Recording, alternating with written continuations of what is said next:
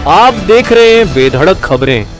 नागपंचमीचे शुभदिनी नागराजाचे दर्शन।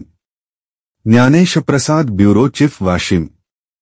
तालुक्यातील खेड्यामध्ये एका व्यक्तीच्या घरी आज नागपंचमीच्या पाहून पर्वावर नागराजांनी दर्शन दिले। यावेळी घरातील सर्व व्यक्तींनी या नागराजाची पूजा करून नागपंचमीच्या दिवशी शेतकऱ्याच्या घरामध्ये नागराजाच्या आगमन झाले आणि साप हा शेतकऱ्यांचा शत्रू नसून मित्र असल्याचे या घटनेवरून सिद्ध झाले आहे।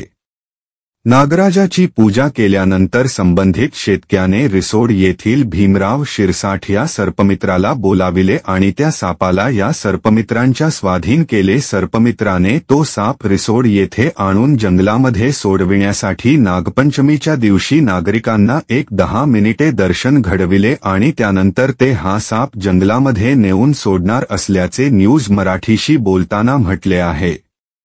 सदरील साप हा इंडियन कोब्रा नावाने ओळखले जात असल्याचे या सर्व मित्राचे म्हणणे होते। त्यांनी जर मनुष्याला चावा घेतला तर अवघ्या 10 मिनिटांमध्ये व्यक्तीचा मृत्यू होऊ शकतो, परंतु अशा या विषारी सापाला धरून जंगलामध्ये सोडण्याचे या सर्पमित्राचे धाडस हे कौतुकास पात्र आहे। तरी संबंधित फॉरेस्ट विभाग किंवा वाशिम जिल्ह्याच्या जिल्हाधिकारी यांनी या भीमराव शिरसाठ नावाच्या सर्पमित्र म्हणून प्रशासकीय स्तरावर नोंद घ्यावी आणि त्याला सर्पमित्र म्हणून ओळखपत्र प्रदान करावे।